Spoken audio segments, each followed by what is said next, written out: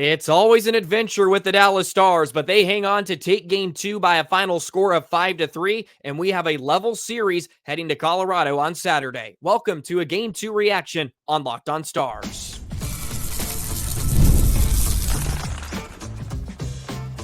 Your Locked On Stars, your daily podcast on the Dallas Stars, part of the Locked On Podcast Network.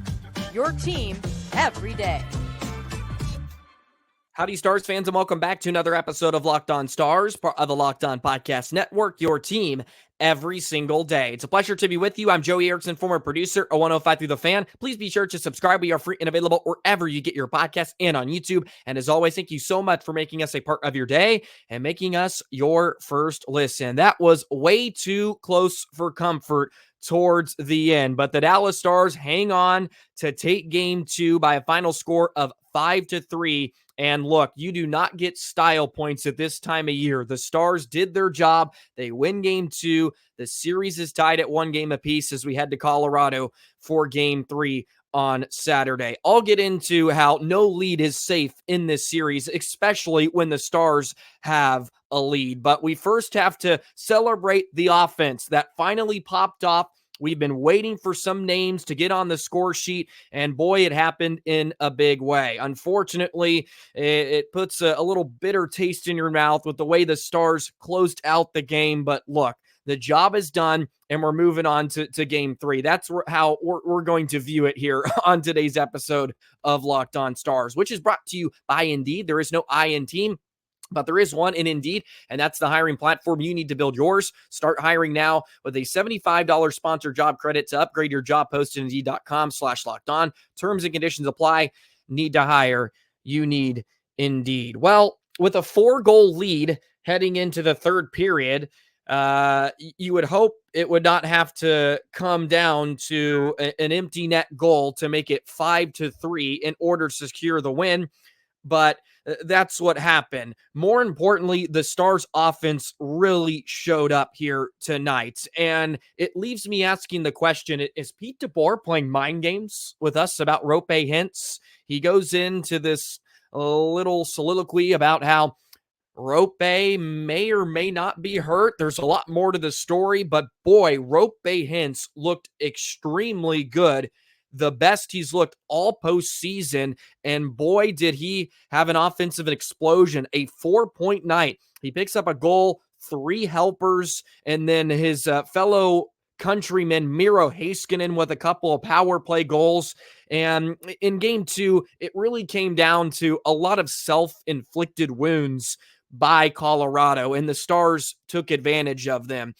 Colorado took a lot of penalties. They ended up with 12 penalty minutes on the night, and the Stars go 2 for 5 on the power play. Both power play goals come from Miro. They get the shorthanded goal as well from Tyler Seguin. And all in all, it was another fantastic night besides the last 10 minutes and some change of that third period where the Stars were scrambling. And look, Colorado's a really good team, and if you give them life, they just find a way to claw their way back. They really remind you of like Steph Curry in Golden State, where I don't care if you're up by 16 with 5 minutes to go. All it takes is a flurry of threes from Steph, and they're right back in it. That's how it feels with Nathan McKinnon and company. But look, they get the job done, and more importantly, you get some big offensive nights from some guys that really needed it. Seguin scores his first postseason goal, a beautiful little shorty, his first since last postseason against Seattle. So good to get him on the score sheet. And Dallas really took advantage of a lot of self-inflicted wounds by Colorado in game 2. And I mean, Dallas played a wonderful first 40 minutes of hockey. That second period was dominating. They got back to their puck possession game. Marchment, a very nice reappearance for him since game 2 against Vegas. He jumped in, really didn't miss a beat. He took a penalty, had an embellishment call as well, but thought he looked fresh, which is a great sign. And having Marchment back, you reunite him with Seguin and Duchesne. That trio looked really good. but it also allowed Johnston to stay put with Stankoven, or excuse me, with Pavelski and Benn. I thought Jamie Benn had a phenomenal night. Benn played a real big, tough, very workman-like hockey game. He doesn't end up with he actually ends up with a helper on Heiskanen's goal, but just a real fantastic game from the captain, Jamie Benn. I guess we'll kind of segue that into the hit here on Devon Towes, which I want to say was in that second period. And look, I think two things can be true with that hit. It was really clean. It was a well-executed hit. Unfortunate, Towes did not see it coming. What is also true, that's a scary hit, and you hate to see that. I mean, a guy that gets blindsided and Jamie takes a run at him, but it's clean. It is a perfectly executed hit, and good on the Stripes for taking it to the monitor, and it was shoulder to shoulder. I'm honestly shocked he didn't at least get 2 minutes, just because sometimes the result of the hit, I feel like has an effect on the call, where Towes was down, and of course he had to leave the sheet for a few minutes. I was honestly shocked they didn't at least give him a minor, but it was a clean hit. But at the same time, you don't love that hit. It is a scary hit. Like, if that happened to Miro, I'd be like it's clean, but you hate to see it, right? But at the end of the day, hockey's hockey. That's just how I view it. It's a great hit. Unfortunately, Towes did not see it coming, and Jamie, he was licking his chops there, and he delivered a big blow. So there's my take on the Benn Towes hit. So let's get back to the offense really firing on all cylinders. 5-on-5, the Stars just had a much better forecheck in this game than they did in game one. I thought they just wreaked a lot more havoc on the Avalanche defensemen, where Makar couldn't get going. It also helped out that they played a lot of offense, especially when McKinnon's line was on the ice. In the first two periods, McKinnon was completely shut down, really non-existent in the game, because every time he was out there, the Stars had offensive zone time. They forced him to defend, and also with the amount of penalties they took, he's not a penalty killer, so it kind of messes up his rhythm. Which certainly helps Dallas, and good on them for at least extending the lead. They of course made it 3-0, and I said, oh, well, here we go again. There's a lot of hockey to be played, but they get the fourth goal, and you feel like that's safe enough, right? And it certainly got tense there down the stretch, but either way, they get the job done, and that's all I am going to be thinking about heading to game 3. They got it done. No style points in this one. Miro, with his 2 power play goals, he joins Brian Glenn as the second defenseman in North Stars history with 2 power play goals in a playoff game. This comes courtesy of Brian Ray. Tonight is just the 3rd time in 9 playoff games, and the first playoff win for Dallas without a point for Wyatt Johnston. Their depth scoring finally took over a game, and yes, it did. Roope with a great night, his best game of the playoffs by far. Just looked like he was on a mission, and then you saw the flashes again. Oh, there's Roope Hintz, and I spoke about it at nauseum over the last few weeks. He's got to be dealing with something.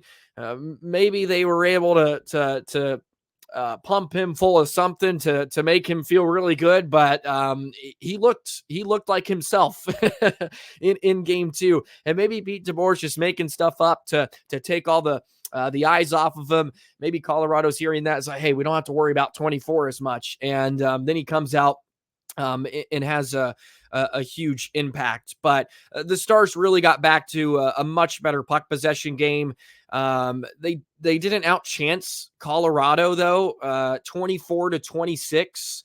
in the game. And of course, the Avs ended up with 11 scoring chances in that third period. But we can get into it a bit later on how the score certainly changes the circumstance of how the Stars are going to play. But Robertson with a helper, Marchment gets an assist. I mean, just a really, really solid game offensively from the Stars from multiple lines, not just whoever Johnston's line was on.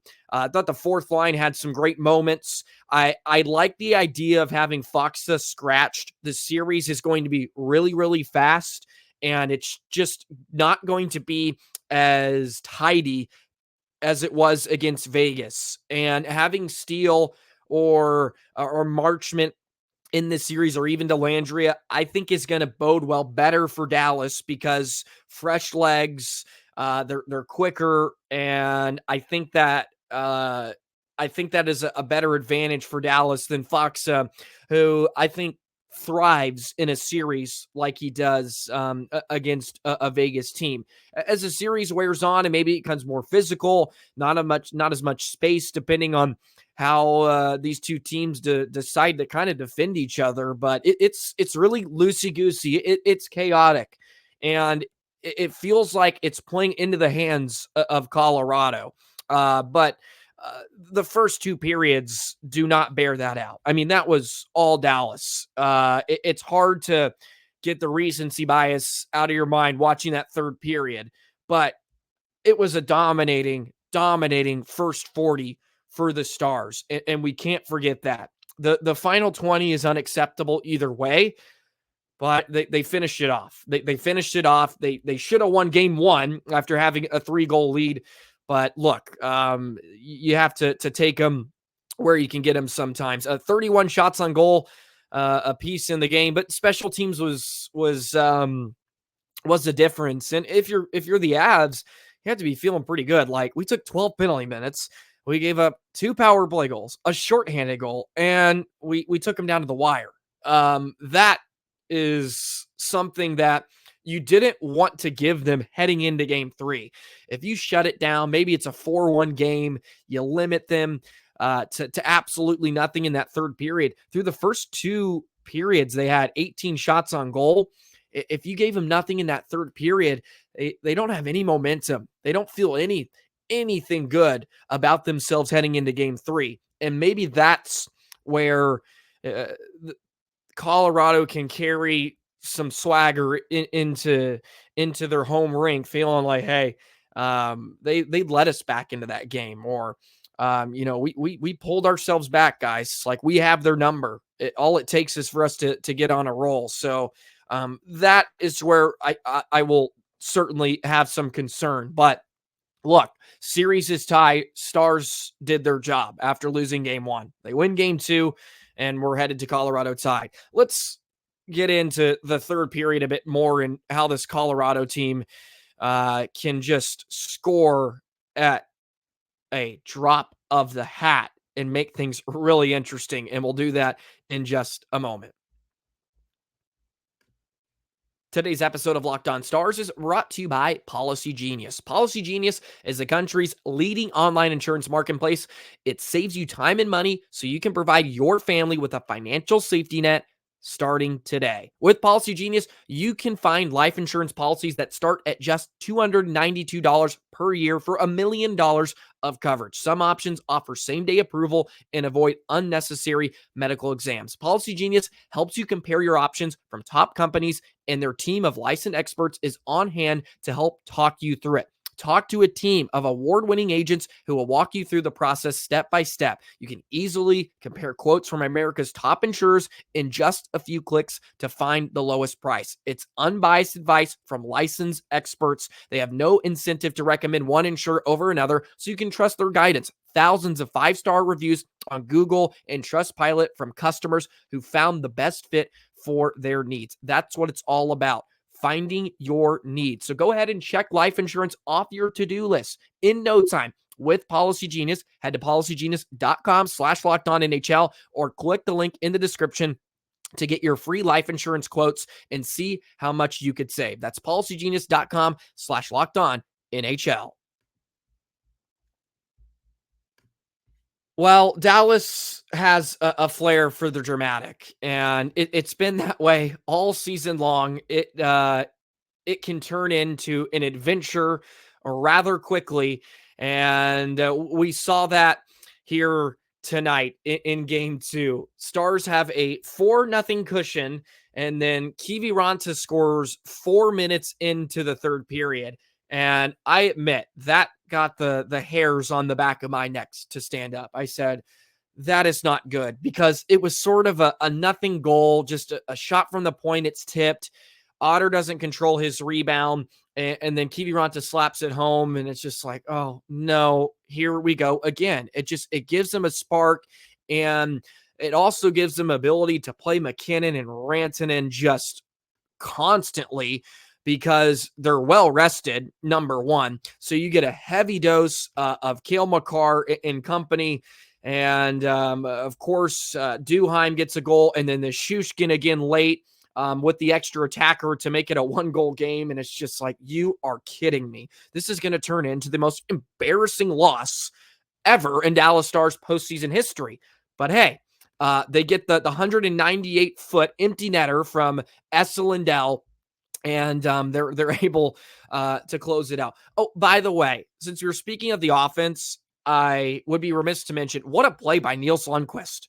What a play by Nils Lundqvist to set up Roope Hintz on his goal. I want to show him some love. He played over 5 minutes. He played over 5 minutes in the game. So, hey, that's a win. And he also played in the third period. Of course, he gets scored on. But yeah, the Lundqvist, he got a few shifts towards the end. So, step in the right direction. I'm sure the score had something to do with that. And that's where you have to understand that Stars just are forced to defend a certain way. They can't push all that much. You would love them to really shut it down and to play a ton of offense, but with the score the way it is, you just have to accept to some degree Colorado's going to have the puck a lot. They're going to be attacking with 5 defensemen. I talked about it on 105 Through the Fan here on Thursday. I mentioned when you have that big of a lead, it's going to be an onslaught, and it can be really tough. But also the Stars had some looks, but you have to execute. You get the Stankoven and Roope 2-on-1 late. Stankoven doesn't bury it, and then they score the extra attacker goal. Those are the type of chances you just have to execute on, and to deliver that dagger to kind of take the momentum away. But Dallas just could not find a way to steal back the momentum. Georgiev made some huge saves. He wasn't great in the game, but he was big when they needed him to be, to at least keep him in the game. And that kind of leads me into Jake Ottinger too. He was fantastic. Colorado could have opened the scoring, or at least had a 2-goal lead after the first 10 minutes of the hockey game. They had a couple of really nice looks, and I thought Jake was superb. And then unfortunately, his stat line has a few blemishes towards the end, but you get the extra attacker out there. It's just bounces and deflections. Not a ton he can do on the deflection goal in front by Nichushkin. He was just way off his angle, though. I mean, he was like in the trapezoid. You got to be able to kind of stand up, or at least get on your angle and just try to be big, right? And he was sliding way out of his crease on that one. But yeah, as I alluded to in the first segment too, this Colorado team, it's like it's the Warriors, man. They could just fire away, and the next thing you know, you're looking up and like, holy cow, it's a 1-goal game. Weren't we just winning 10 minutes ago by 4? So it is something to just keep an eye on in this series. But I mean, at the end of the day, Stars need to be a lot more cohesive as a group, because it is a bit of just walking to the finish line. There's not the urgency or defending with numbers and defending with pressure and physicality. It seems like they're just kind of trying to get the clock to continue to tick, and they're not defending with their minds and their intelligence a lot of time. They're just frankly, they're getting lazy is how I put it. It's just lazy defending, and you're not going to be able to do that throughout this series. But as I mentioned, they got the damn thing in the barn. They got it done. And they take game 2 by a final score of 5-3. Series all tied up at 1 apiece, and we're heading to Colorado for a Saturday game 3 and then a Monday game 4. This series is shaping up to be fun, though.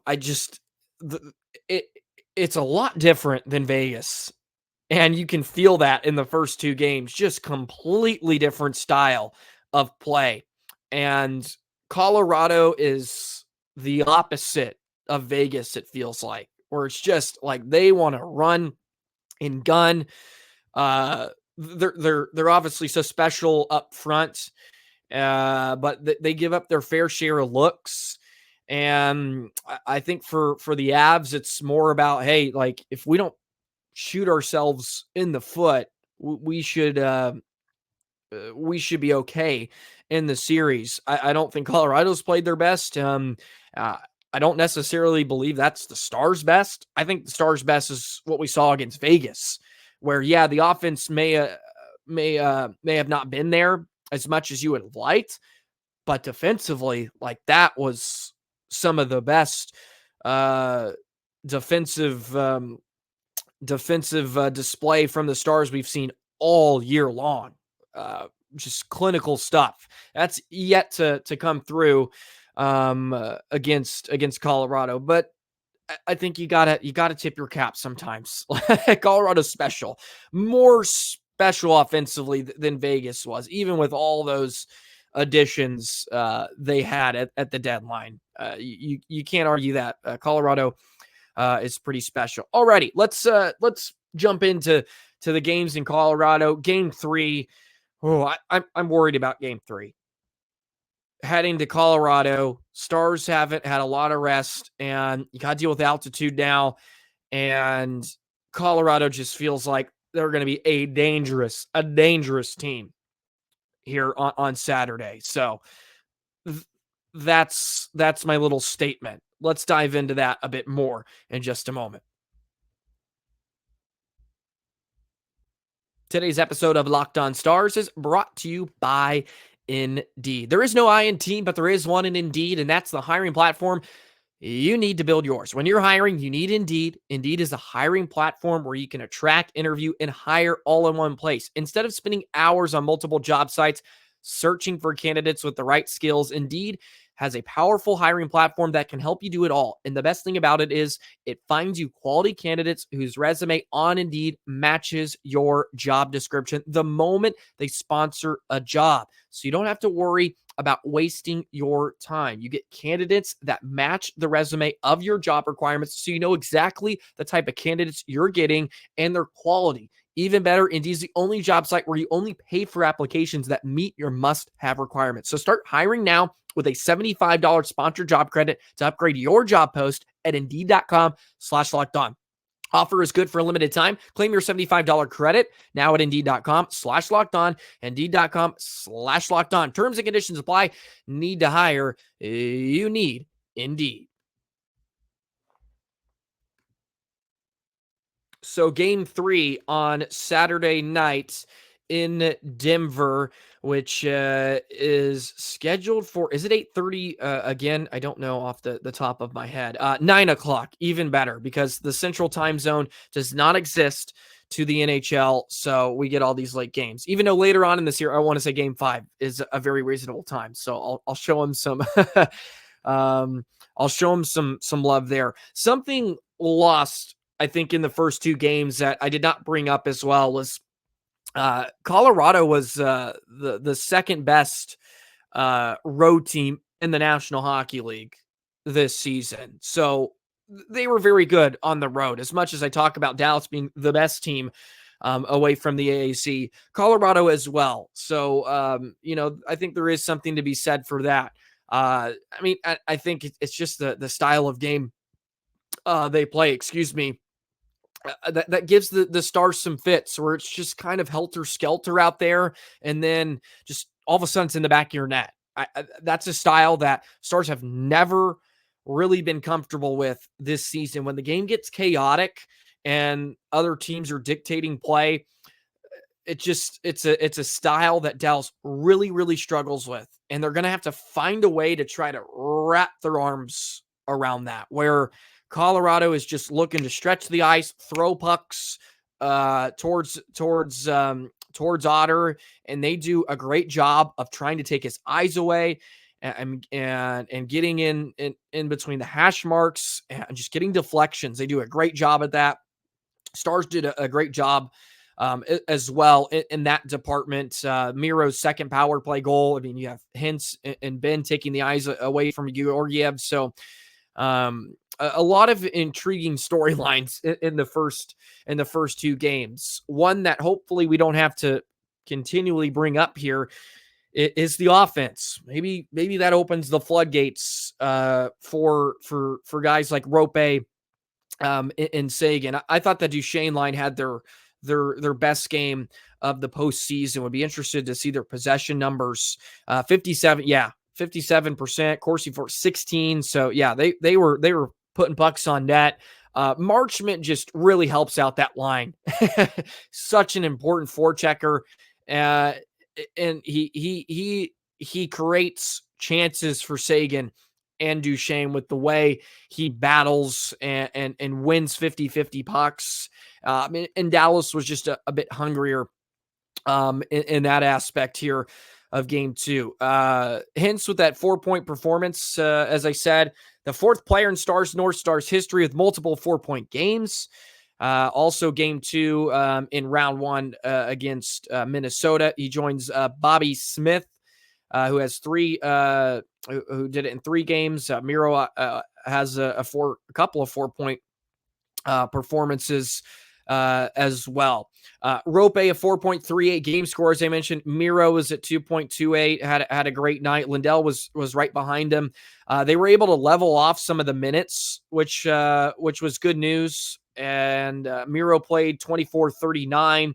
Esa and Tanev both over 21 minutes here in game two. But a strong performance from the Stars. Nonetheless, even after that just horrific third period, it's hard to look past it, Stars fans, but it was a dominating game in the first 40 minutes. It was really, really good.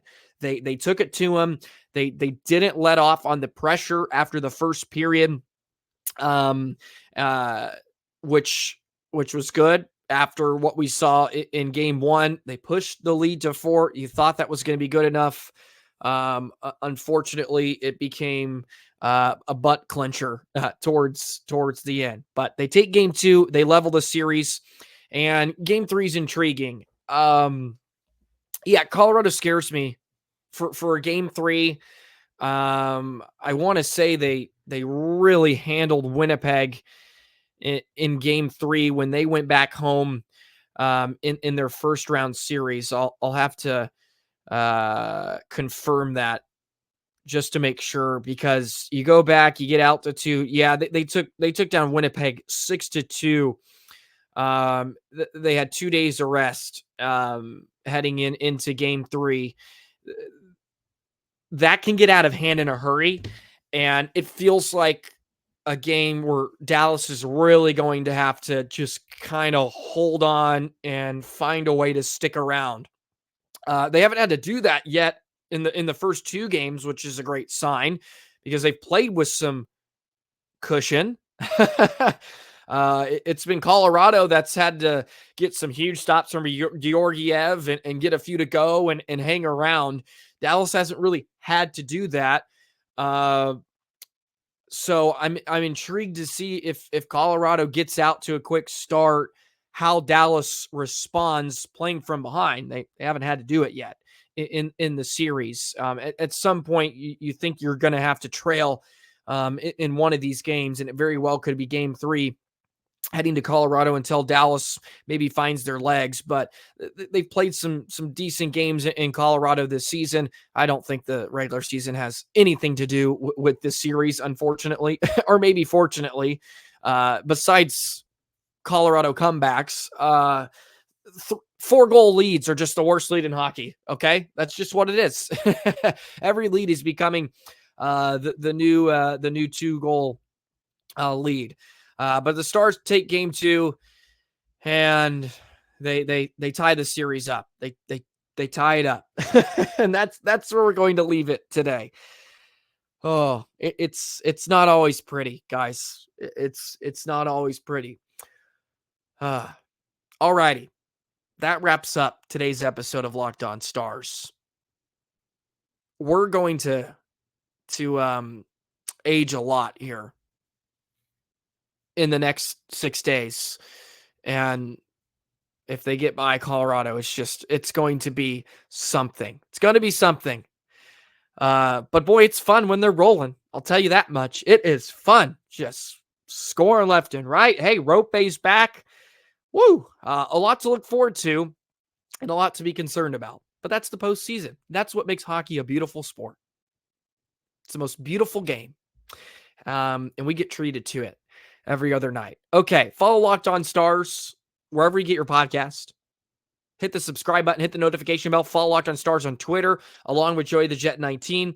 Again, you guys are phenomenal. Let me know your thoughts on the third period. Let me know your overall observations of game 2, how you're feeling heading to Colorado, and that's where we're going. We're moving on now. Game 2 is in the past. Game 3 on Saturday. Don't know if I'll put out a full episode. I maybe do a quick hitter ahead of game 3. And then, of course, we'll have a full episode out on Sunday in the weekend. So just be on the lookout. Be sure to keep your eyes peeled. Plenty of content coming your way. Stars take game 2 by a final score of 5-3. Thank you again, as always, and have a great weekend. Enjoy Stars hockey, and then we'll see you tomorrow. So long, Stars fans.